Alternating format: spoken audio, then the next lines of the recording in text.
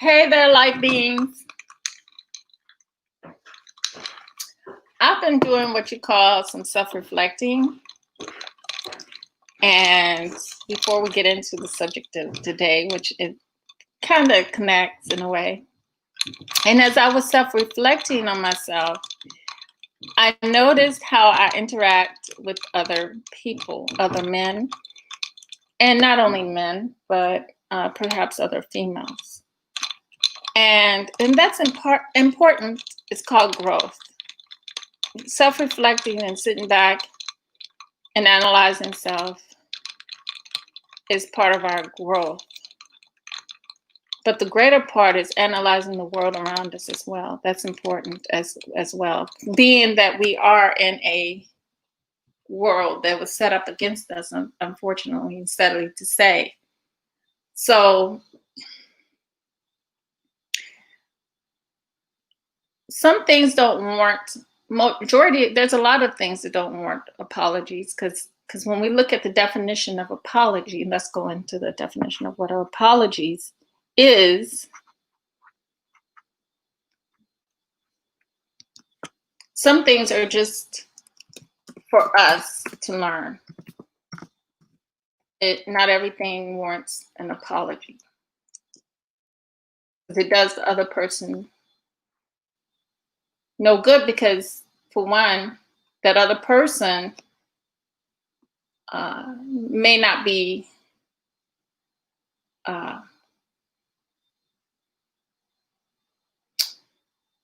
it may not be significant to them,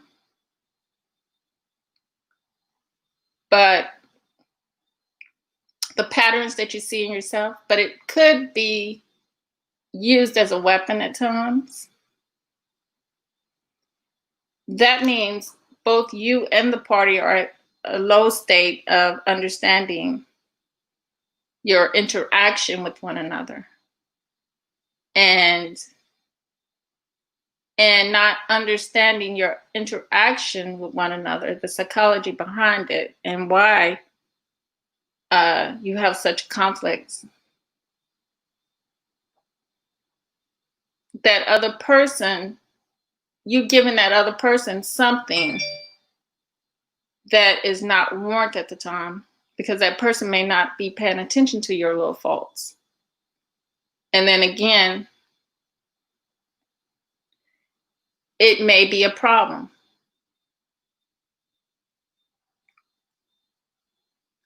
But what you got to do as the individual, when you self-reflect upon yourself, you have to make the changes. Telling someone you're sorry and apologizing does nothing if you're not exercising your growth, what you have learned. So that's why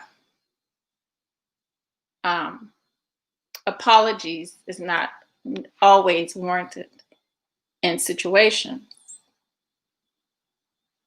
Unless you're going to sit down and discuss with that person.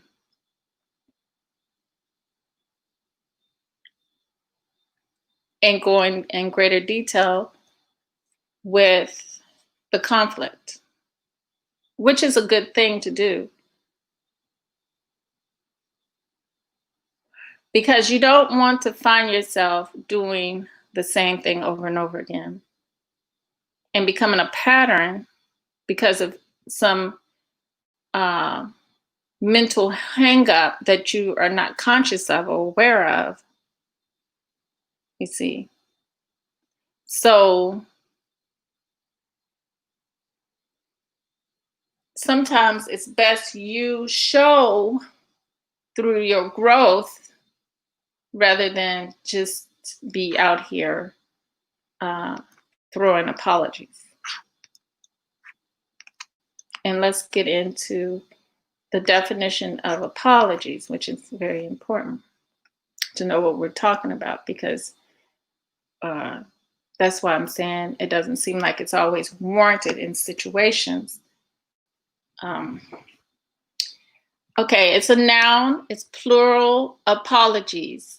a written or spoken expression of one's regret, remorse, or sorrow for having insulted, failed, injured, or wronged another.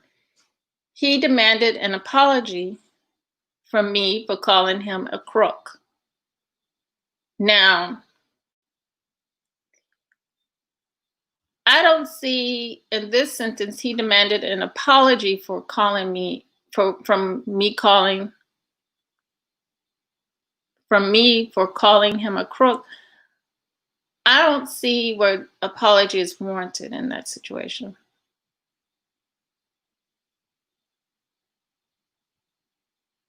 But the person is misusing the apologies because he's demanding an apology that's not going to do him no good. The person then did what he did. He called him a name.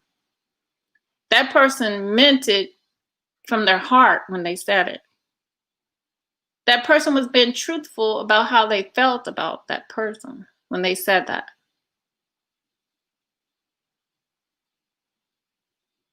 You see what I'm saying, family?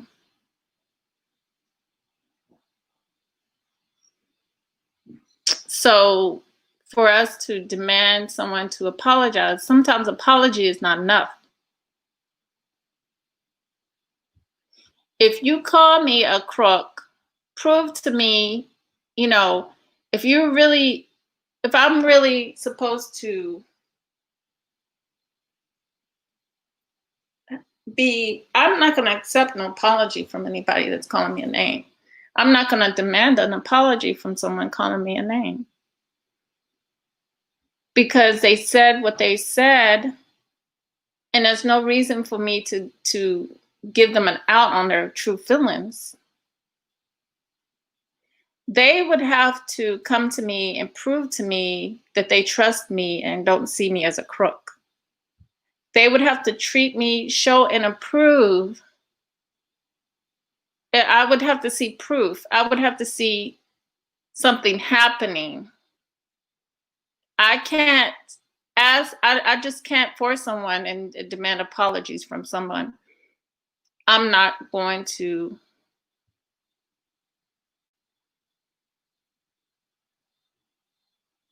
I'm not going to do that because I'm not going to, my forgiveness for you for calling me a name is not going to be there when you apologize.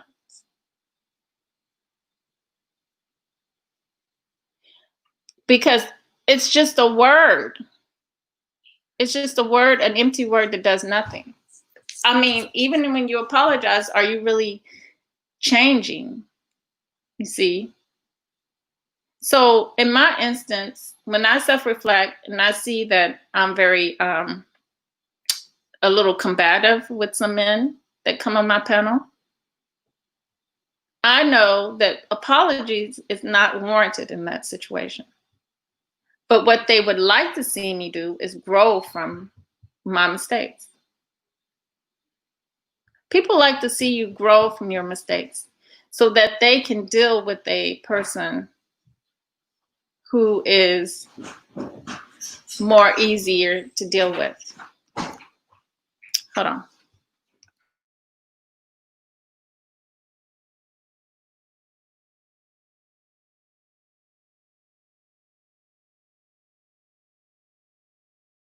I'll be back, family. Hold on.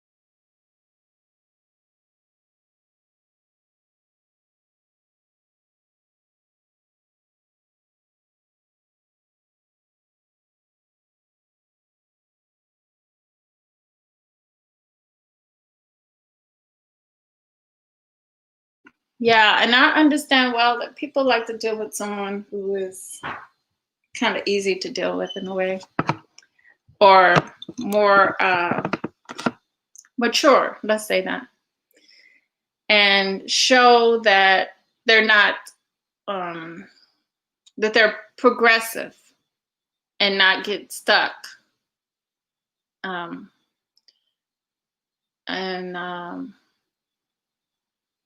So let's get into the subject today.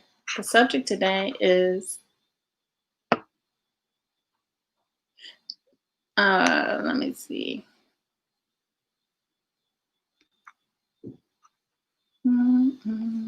Oh, here we go.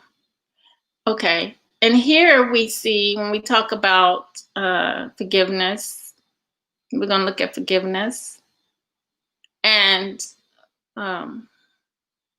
why, why the Black community always, we're easy to forgive because we've been given a Western-minded understanding by our enemies of what forgiveness is, but by our opposition, or whatever you want to call them. Only God truly forgives, is what they say. But who is God and what is God? Who puts their own ideology behind such a thing?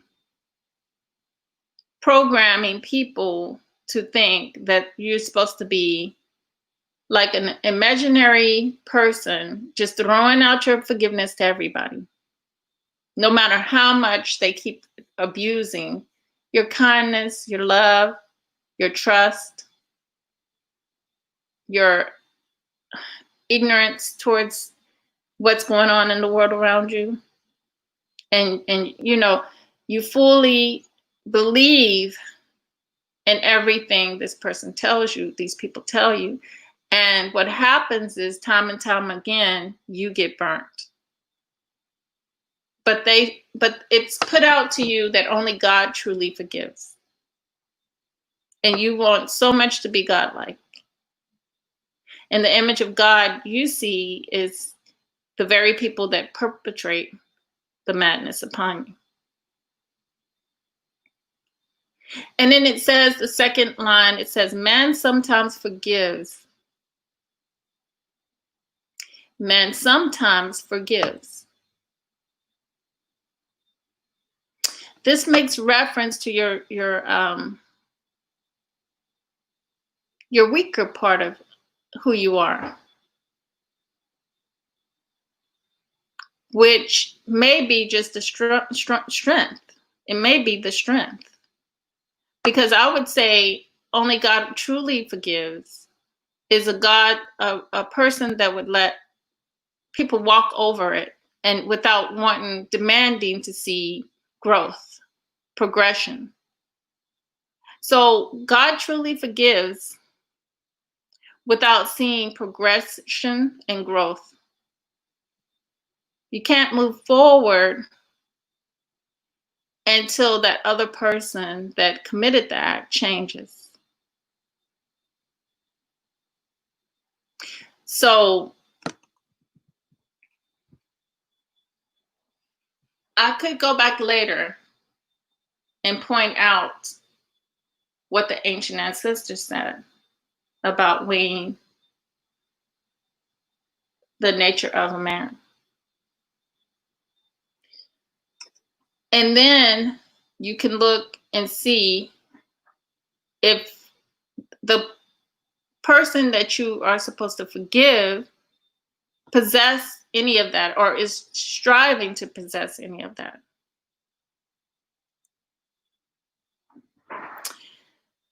So right here, and you notice they put that in the middle.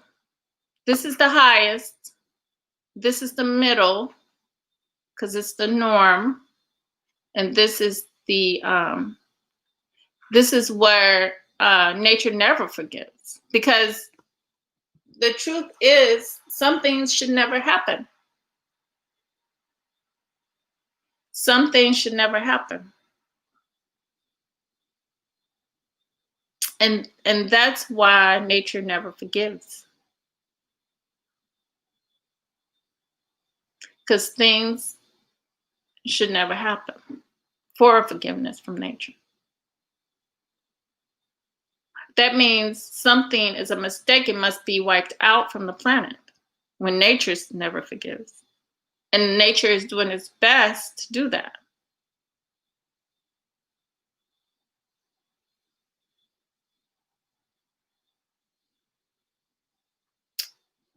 And you notice that's the last one they put. And let's look at another one here before we look at some articles.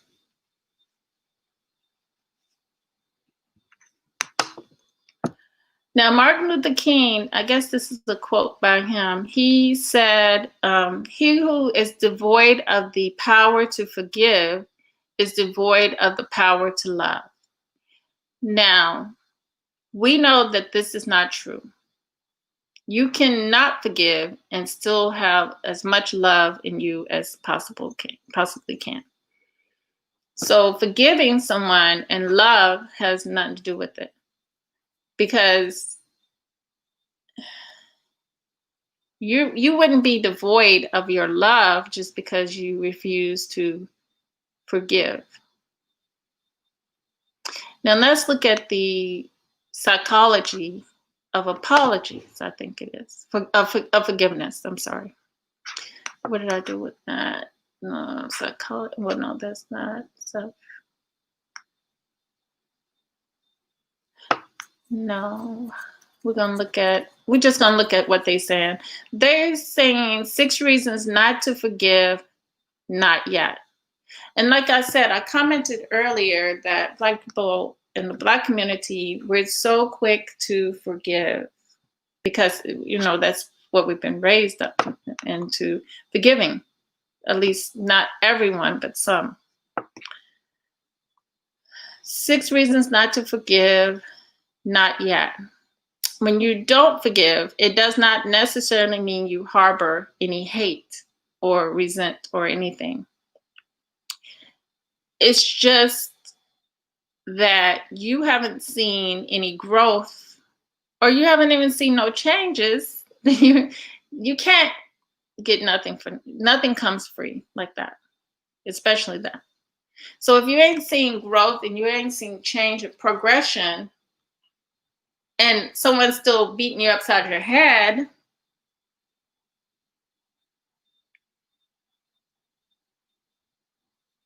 and society says God would forgive, go pray for it, that's using an imaginary thing. And it sounds like, I'm going to get into a discussion later this week on policing also, and the psychology behind that.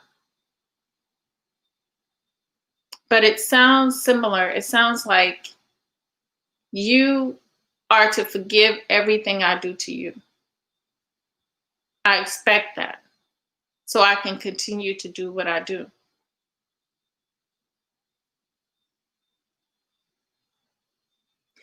Let's get into this article. When we advise people to forgive and move on, we may make things worse. However, I must speak out when the advice from blogs, articles, books, and spiritual one-liners treat forgiveness as a panacea for hurt, pain, and moving on to a happier life. You see, okay.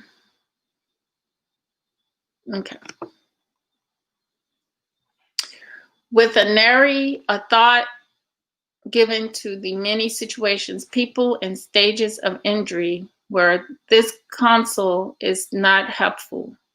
Worse, much of the counsel is downright offensive, suggesting that if we can't forgive, we are dwelling on the past, focusing on negative emotions, holding on to grudges, filled with retribution and revenge, addicted to adrenaline, marrying our victimhood, recoiling in self-protection rather than, ooh, you know what? Did I share? I didn't share the screen. Sorry about that. I didn't even share the screen. Hey, Julia Spencer. Welcome, sister.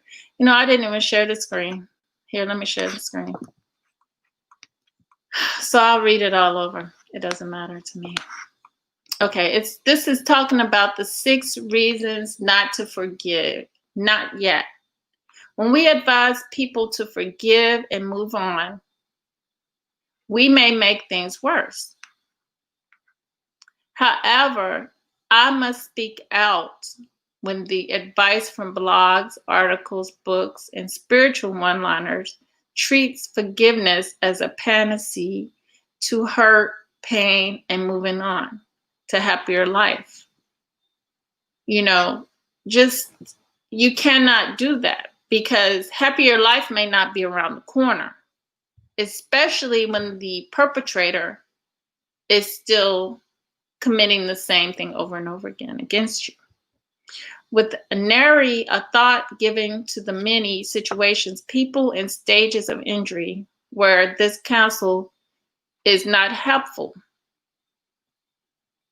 Worse, much of the counsel is downright offensive, suggesting that if we can't forgive, like victimizing the victim over again, we are dwelling on the past, focusing on negative emotions, holding on to grudges, filled with retribution and revenge, addicted to adrenaline, marrying our victimhood, recoiling in self-protection rather than mercy, or poisoning ourselves with non-forgiveness.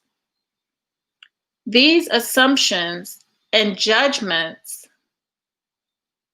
which I'll remind you, are not balanced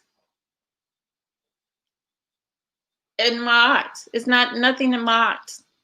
So you can't forgive if the person is not living balanced. You don't have to forgive that person because that person is going to continue to not grow and do the same thing over and over again. So judgments, these assumptions and judgments are not based in anything balanced. They're quite unbalanced. Not only dismiss the real pain many people suffer, they discourage intelligent analysis of the traumas many people and groups experience. Further, the attitude behind these statements can shame people, making them think that something is wrong with going through a natural process of healing. See, like I said, our ancients knew, they knew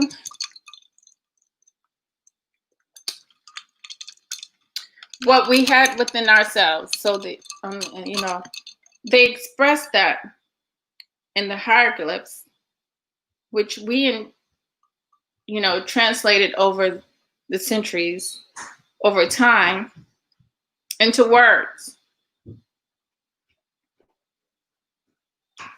But those things came from someplace. It came from nature first.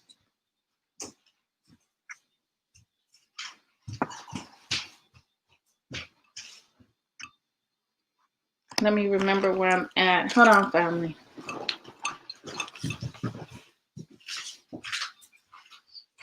Actually, it gets so firm my tongue and there's no fire coming out of my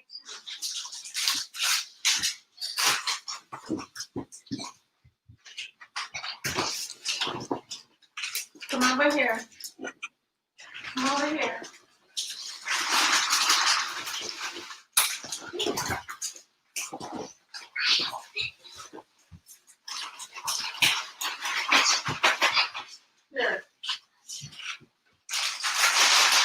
Here. Here. That's it. One more. No more.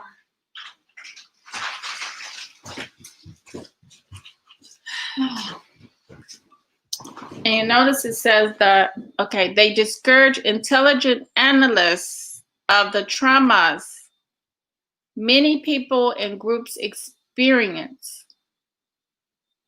Further, the attitude behind these statements can shame people, making them think that something is wrong with going through a natural process of healing after injury or betrayal.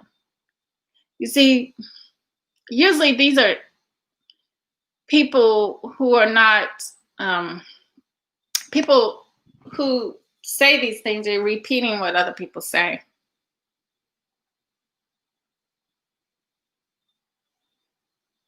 That's why I would say I was always the type of person to observe things so I don't repeat things. You know how they say children, when you're young, you repeat and you end up acting like some people, you end up being influenced by her? I was never like that. I always was awkward, different. I know that was my probably a policy that I wrote for myself, is never be like anybody else. Never try to mimic or to repeat something someone else has put out or says, because you take on their ideologies of life, and it may be a flaw in their ideology of life. And it just takes the step of analyzing it and thinking about it. Like, I never repeated curse words after the adults, or, you know, little things like that. Or, okay, where forgiveness may not be the first or second or third step, the truth that many people don't forgive because it is not time to forgive, and taking the time to proceed at their own pace can be empowering, intelligent, and worthy. Simply put, it is alarming how unpsychological many psychologists can be. Forgiveness is not the best medicine for all people all the time. In fact, it may even make a person sick. One person I spoke with echoed the thoughts of many. When I was at my most precarious in my attachments to this life, I knew my new therapist was a keeper when I began to reveal the true history of what had been done to me, and she did not speak of forgiveness. 6 reasons not to forgive yet. Urging forgiveness ignores the fact that anger naturally rises after being hurt and often needs to be integrated, not rooted out like some bacteria-borne illnesses. Despite popular misconceptions, anger has a raw power in it that can be integrated. A power that can help a person stand for themselves, make future injury less likely, and build a sense of empowerment and self-confidence. In fact, research shows that forgiving too readily can erode self-respect and lead to greater relationship problems and partners that are more disagreeable. The point is that claiming some of our anger can be healing and productive. Listen to the compelling voice of one woman. I have walked away from the big forgive in my life. Every time I saw some version of that sermon, forgive in order to heal, or you're only hurting yourself if you don't forgive, I debated what I meant for a family member who sexually abused me. I finally said, screw it. Sometimes I'm angry, sometimes I'm at peace. Number 2, Encouraging people to let go of anger before the natural course of its process is suppressive and harmful. When anger or revenge is suppressed, it gets internalized. What's so bad about it, that internalized anger often show up as powerful, painful, even crippling, inner criticism, adding salt to the very wound we hope to heal. Additionally, suppressed anger can lead to depression, relationship difficulties, and a myriad of health problems, including high blood pressure, heart problems, headaches, digestive problems, and more. 3. Counseling people to forgive when an injury is still recent risks dismissing the pain people are going through. It may seem obvious that telling a person to forgive too quickly can be insensitive. However, not everyone gets it. I have worked with many people injured by a spouse or as a child who are told just that. The truth is, people have their own way of dealing with being hurt or betrayed, and their timing differs depending upon the severity of the injury. Their natural process and the reactions of others with whom they share their pain, promoting forgiveness without sensitivity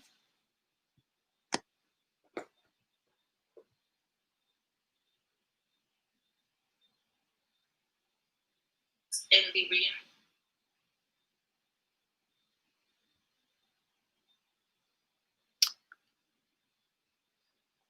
forgiveness about sensitivity to these details is not helpful. In fact, it can be hurtful and shaming when it is an injury still recent. Sometimes days, sometimes months, sometimes years. Advising forgiveness can ignore the value of confronting an offender. What if I told you that forgiving too readily make it more likely that those who hurt you will hurt you again? This is exactly what Professor James K. McNulty found. That partners who forgave their partners easily were almost twice as likely to be mistreated soon afterwards.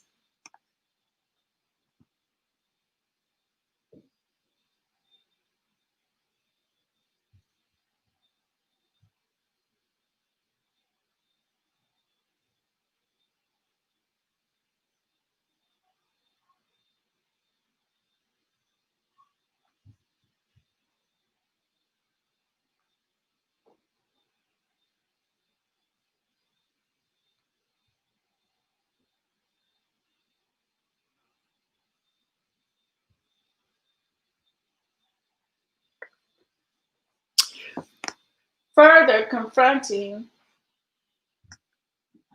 your offender may not only make your life better, it can also make the world safer for others. Simply put, bullying, abuse, assault, and discrimination can be abated, although not eliminated by confrontation. One person I spoke with said, even at a very basic level, calling someone out on what they did to hurt others is one way to make those changes. So many injustices happen because no one says anything about them.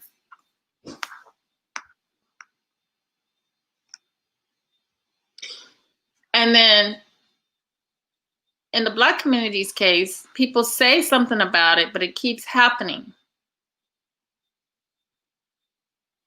So you can still say, confront it, and still be dealing with the same situation again. The appropriateness of advising forgiveness depends upon one is asking him to forgive. Here's a no-brainer. An abuser who tells a victim to forgive and let go may not have the victim's best interests at heart. No, because that victim wants you to continue to give them a free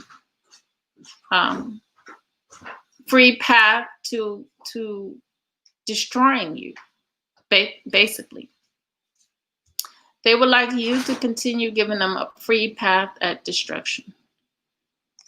So when you have an abuser that does that.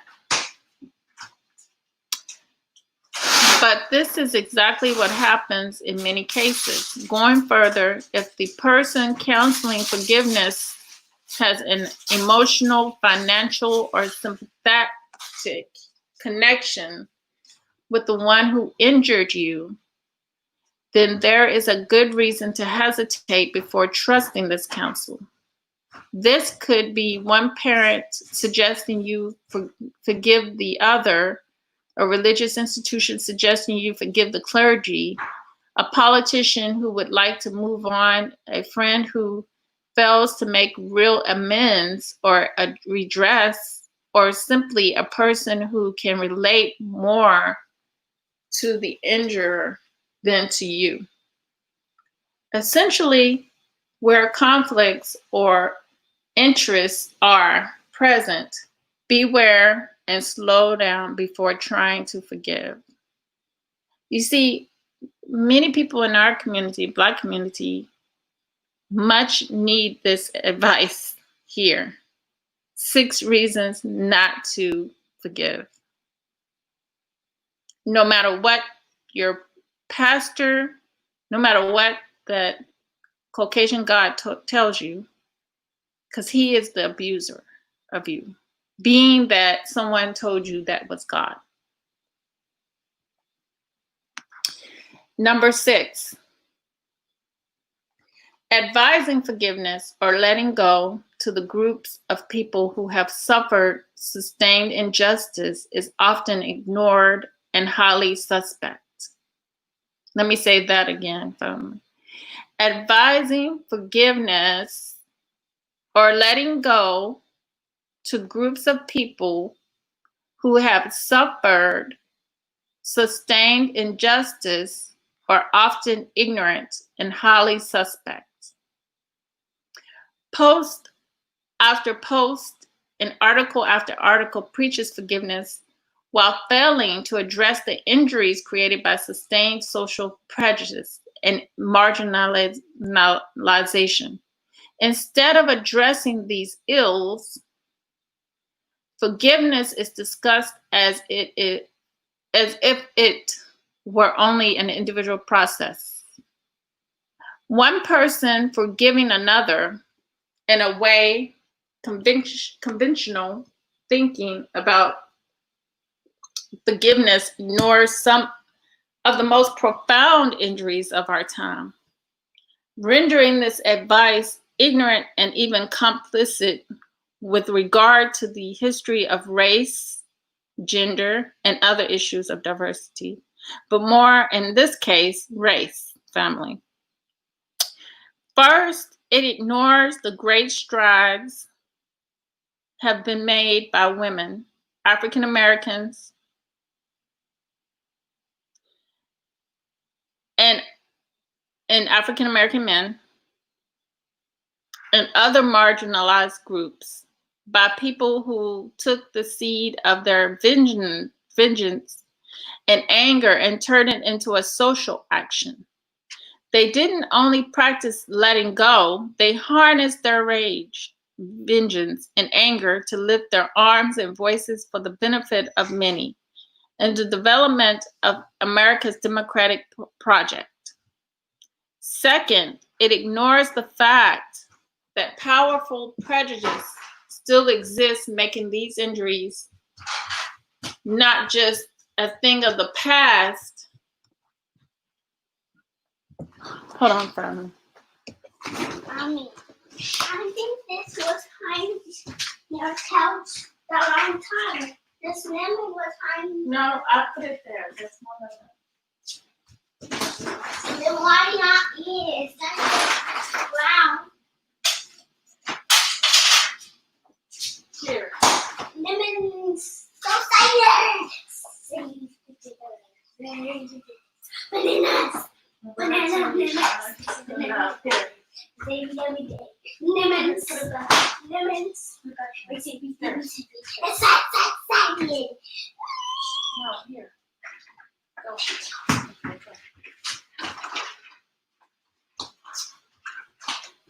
Wait, Mommy.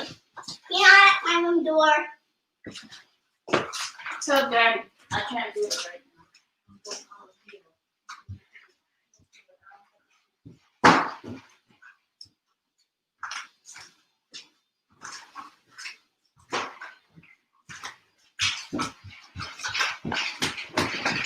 Mommy, can you unlock my room door?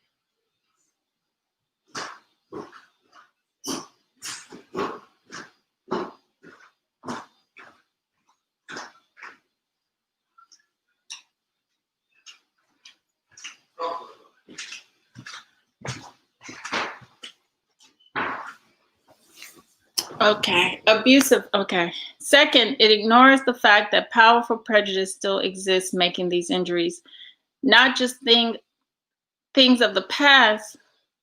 Shall we forgive an abuser in the middle of their abusive act?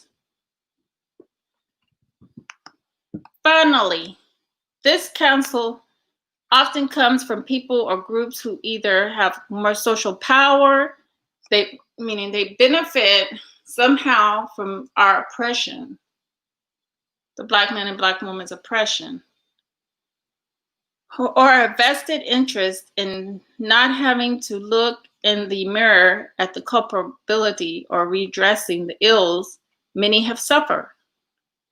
It leads one to ask, are these articles written by people who are out of touch with history or perpetration over generations that others have to bear a history that is still living today? Are they secretly, however, unconsciously hoping to absolve their guilt without redress? Clearly, we can't be outraged by racism in Ferguson and then promote forgiveness and letting go as the only door to healing injury and injustice.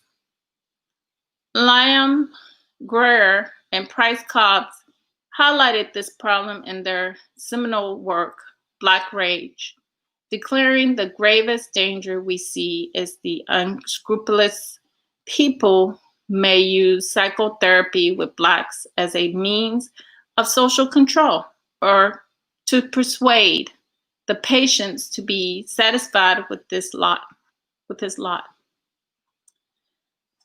Forgiveness can be sweet and healing, that's no lie. But please, before counseling forgiveness, take heed of the power and diversity of injuries, as well as the nature of the person or group you are counseling.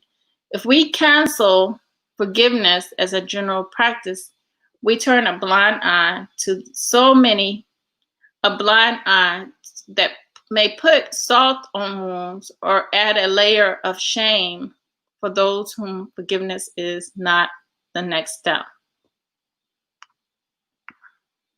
And there we go. Okay.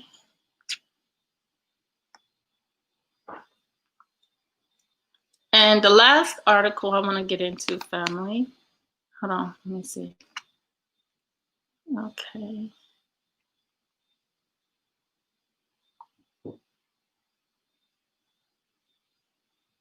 All right, Julia, I'll let them know. Okay, let's get to this last article and then I'll call it quits. Okay, last article and then we call it quits. Let me cut this off. Okay. This is why, Black people have been abused. We in this community, in our community, it's never stopped. I mean, it's never stopped. And when I say the language we speak, the fact that we're speaking this language, the fact that our people suffer, our people are in prisons because of a psychology that's been played upon them, wrongfully in prison is what I want to say. I don't care if they killed someone. What do you expect from the mind that's been played upon, controlled, and manipulated from their nature, from their true who they are? This is what we dealt with.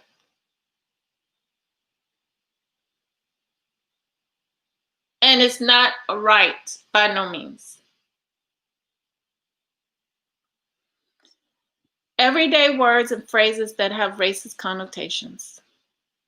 This is an article by CNN, and they did get ridiculed for this article.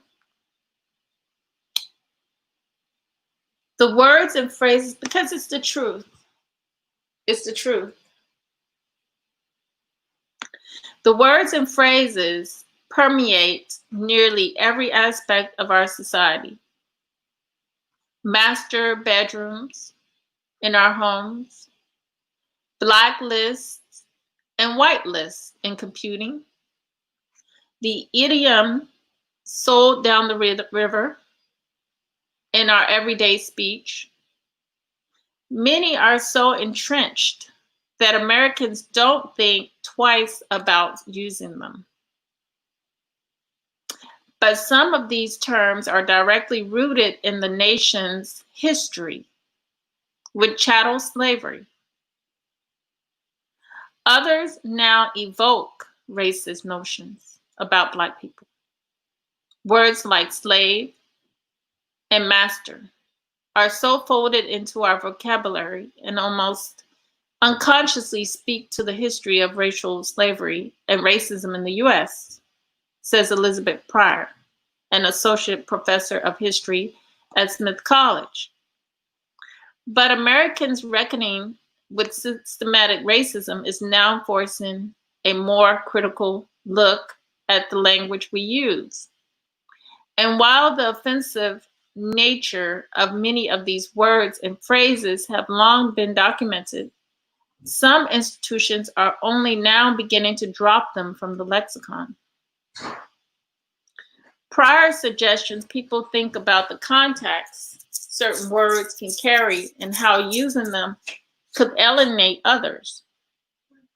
Language works best when it brings as many people into communication with each other. She says, if we know by using certain language, we're disinviting certain people from that conversation, language isn't doing its job. Here are some familiar words and phrases you might consider dropping from your vocabulary. Master bedrooms, bathrooms. A master bedroom typically refers to the largest bedroom in the house, often accompanied by private bathroom. Nationally, 42% of current property listings on Zillow use the term master in reference to a bedroom or a bath.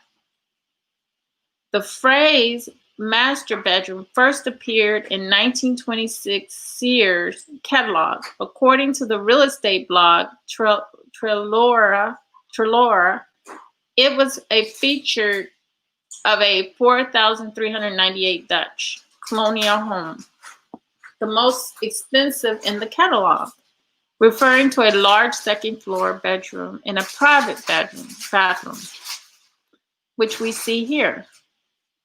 And it looks grand, right? Master bedrooms were more widely implemented in American homes after World War II, intended to give working parents a private space within their homes. Trelora notes, while it's unclear whether the term is rooted in American slavery on plantations, it evokes that history. Now, because of its slavery era connotations, some members of the real estate industry are now calling to retire the term master bedroom. Yeah, because not only that is it's already discrimination in home buying, period. So, you know how that goes. A Houston Association of Realtors recently announced it would replace master with primary, which is better. Primary is better to describe bedrooms and bathrooms on its listings. Primary. And the Real Estate Standards Organization, RESO, a group that includes associations, data, companies, and multiple listing services, told CNN that it's discussing its standards around the use of terms, which there's a lot more words besides just master and slave that are insulting in the language.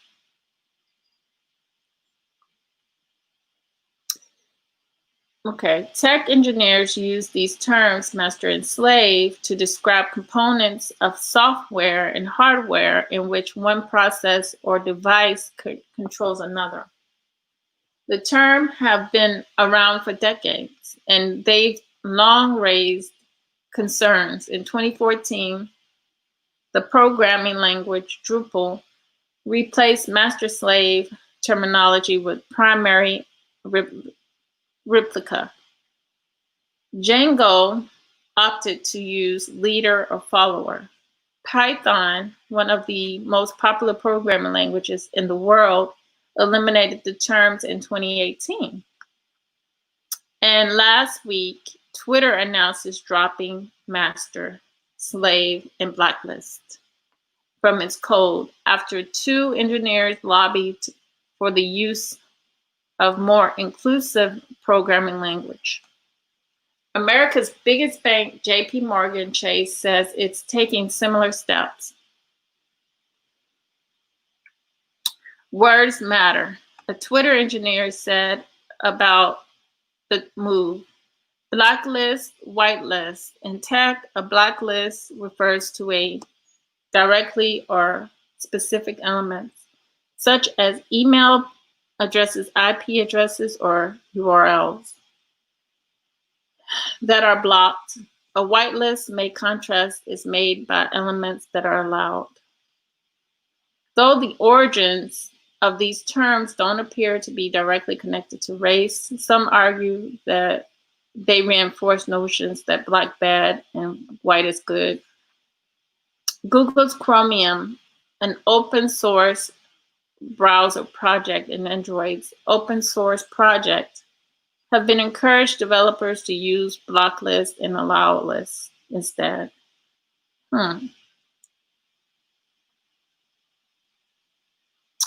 Because in all reality, black does not mean bad. But they can simply use, instead of black, they could have said that it's the lacking list, or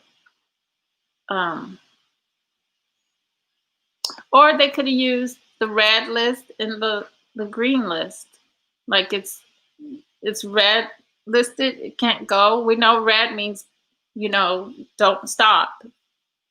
It's not good. And we know that green means go. But I don't get using black and white in a list. That is totally racist. That is trying to use the notion of race right there. Because we use in society, the norm is green and red, red and green. Red means it's bad, it's dead. Green means it's okay, you can go.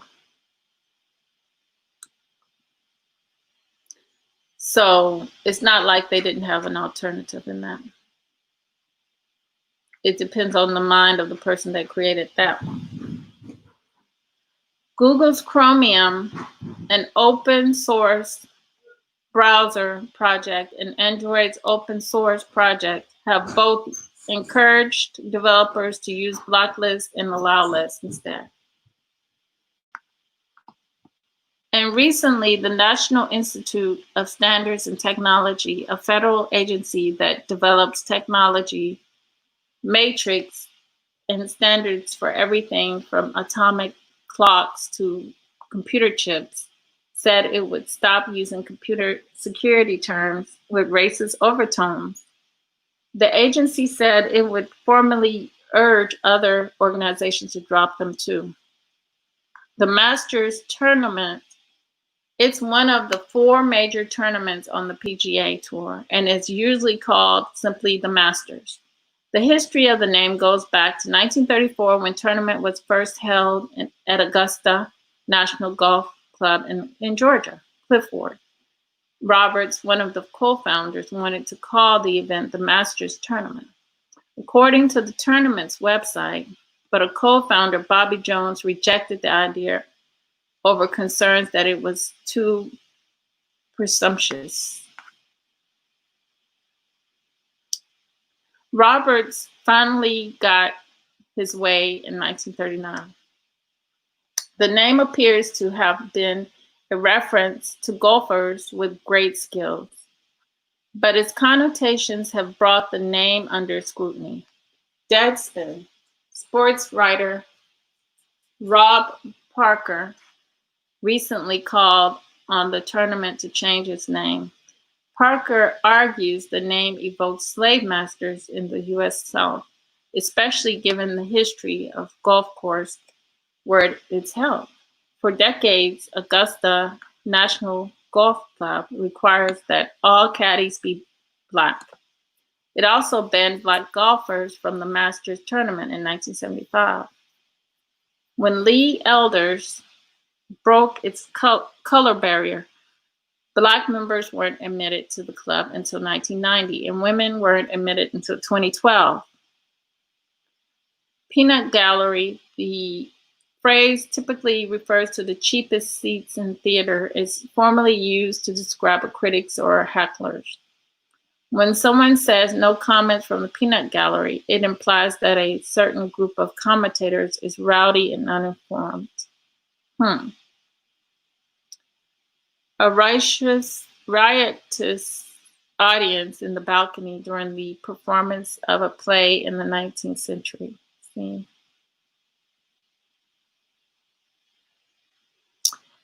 The term dates back to the vaudeville era of the late 19th century and referred to the sections of the theater where black people typically sat. Jeffrey Barge, who writes a language column for the Philadelphia Inquirer, noted recently that the first documented use of peanut gallery appeared in New Orleans Times Picayune in 1867. Picayune in 1867. The term was cemented in pop culture in 1940s when the radio show Howdy Do used it to refer to live audience of children. That name also carried over to the TV version of Howdy Do in 1950s. Grandfathered in, This legal term broadly refers to the grandfather clause adopted by 7 southern states during the Reconstruction era. Under it, anyone who was able to vote before 1867 was exempt from the literacy tests, property requirements, and poll taxes needed for voting, but enslaved Black people were not freed until 1865 when the 13th Amendment passed and weren't granted the right to vote until the 15th Amendment was passed in 1870.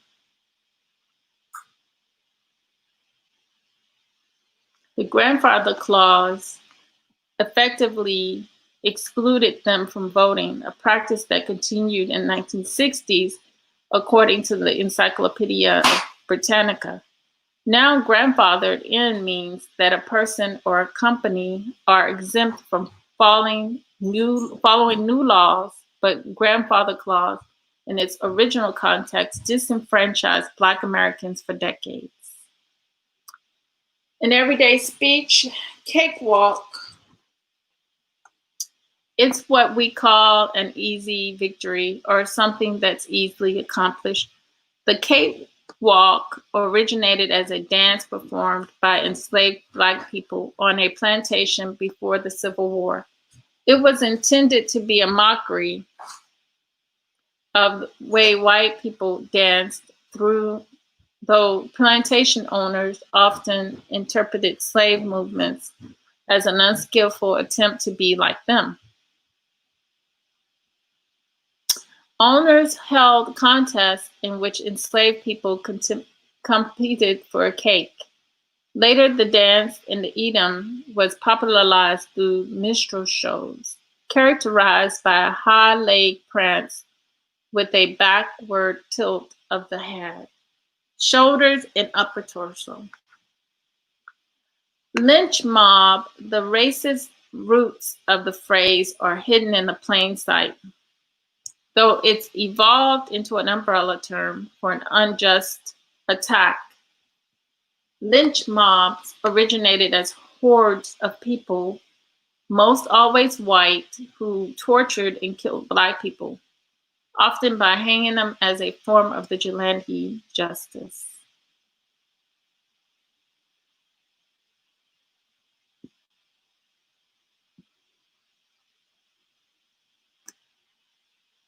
In the 19th century, in the 20th centuries, Black Americans could be lynched by speaking a white person or being perceived as an insubordinate. White Americans have since co-opted the term to characterize what they feel is undue punishment. President Donald Trump last October called his impeachment inquiry a lynching, an interpretation of the word that doesn't fit the description from the Equal Justice Initiative, a group which fights racism in the criminal justice system. In the organization report, Lynching in America, lynchings are defined as hanging that inflict terror and are usually racially motivated. Uppity is an epithet used by white people in the Jim Crow era to describe Black people they believed weren't showing them enough difference. It's far from malevolent than a synonym for arrogant. Though per PBS long-running American Experience series, many Black men and women were lynched by white mobs for seeming too uppity, like the businessmen that we had in many of our communities then. And also the Oklahoma bombings. They had the town that was wealthy and that would have been considered to be uppity at the time.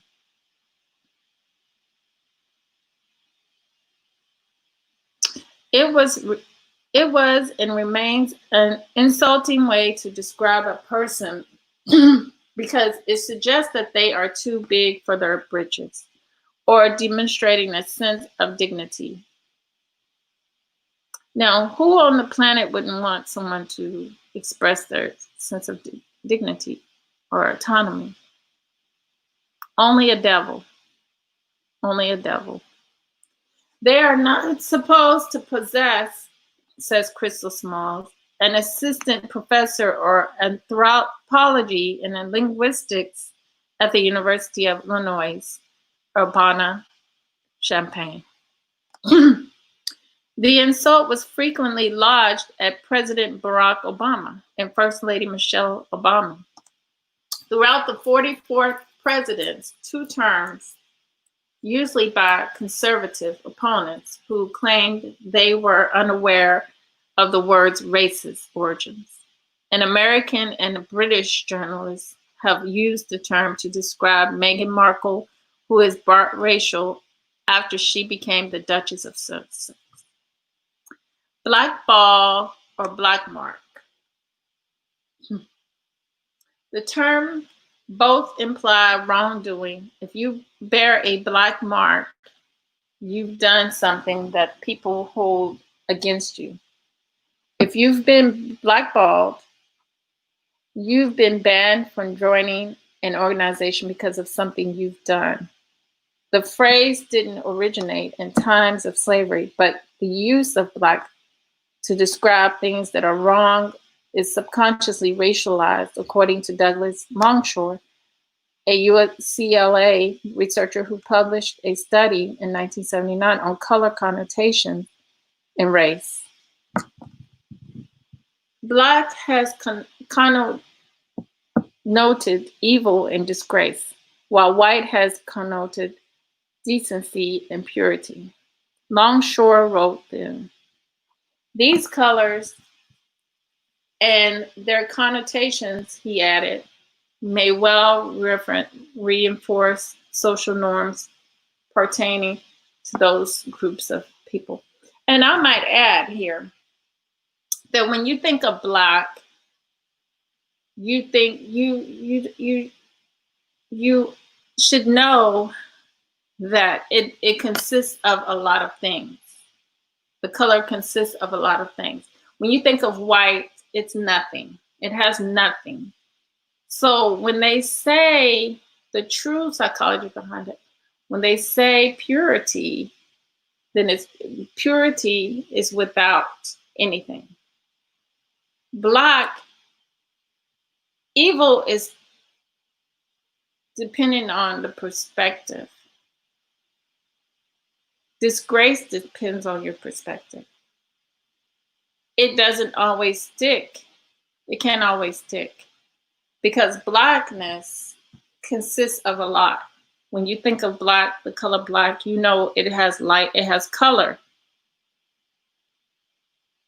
When you think of white, you see nothingness. So that's just a natural, but the psychology behind it is what they put when they define the words. That's the psychology, which is a ignorant psychology. It's a very ignorant psychology. May well reinforce social norms pertaining to those groups of people. While this phrase now refers to a devastating betrayal, its history is more fraught. In the 1800s, black slaves were literally sold down the river. Slave traders traveled along the Mississippi River, selling enslaved people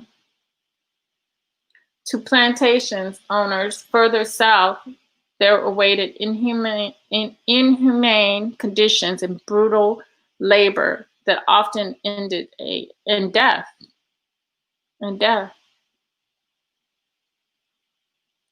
Thus, to be sold down the river was to commence a life of crushing circumstances. According to the Mississippi Encyclopedia, a project from the University of Mississippi Center for the Study of Southern Culture, Americans may unwittingly evoke racism.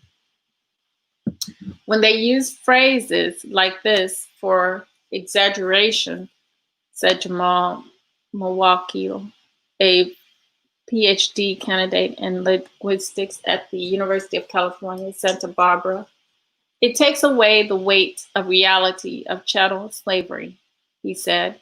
You can through hyperbole water down the association of that word to slavery, but the association remains. And in 2020, people are seeing these words in a new light. Okay, there you go. All right, family. I am back.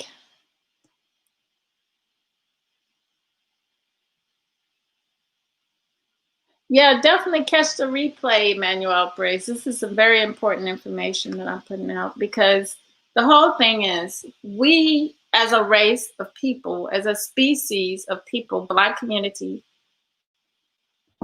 we have to think above the society that we're in. We can't think equal to it. You're doing a disgrace to yourself and your ancestors. A big disgrace, thinking that you're equal to something that would do such a thing. And besides that,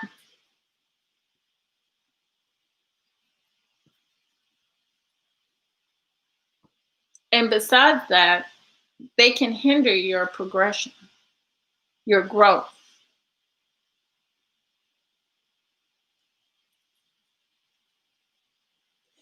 So, and our progression and our growth is learning to love and forgive each other, one another. Like I said many years ago, I sit here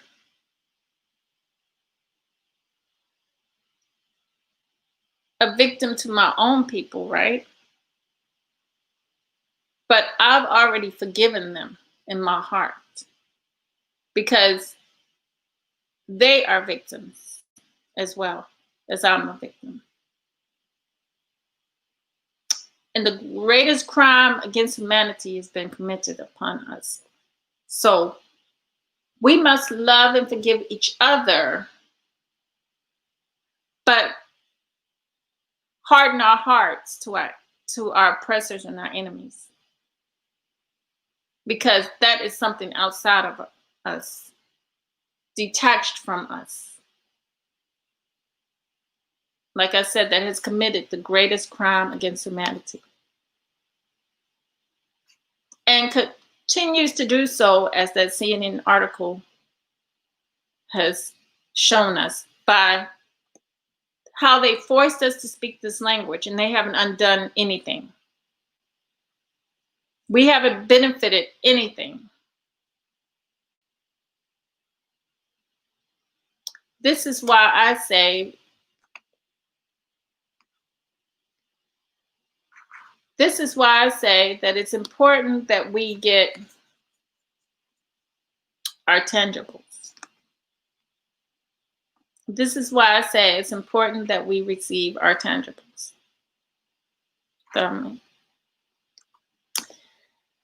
So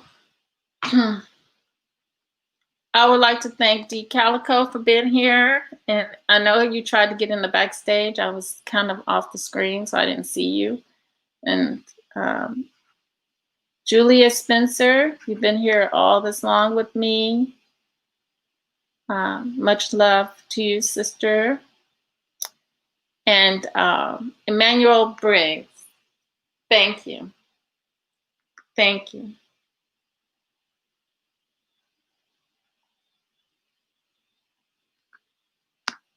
Okay. She said, at this time, I'm dealing with my half Russian grandbaby, and the others are Linep and Maroon. The younger ones doing a fish try, and they greedy, wish they go to sleep. I'll tell you about the older ones soon. Oh, okay. Yeah, you got your hands full, Julia. I see. Okay. And thank you. Thank you again for being here, family. Until next time, true love, real peace, the higher self within the soul. And always remember, weigh what's the world outside of us against what is naturally within us. We got to have higher standards. We got to have our minds going for higher. And we got to be moving down our journey to higher. Till next time, peace.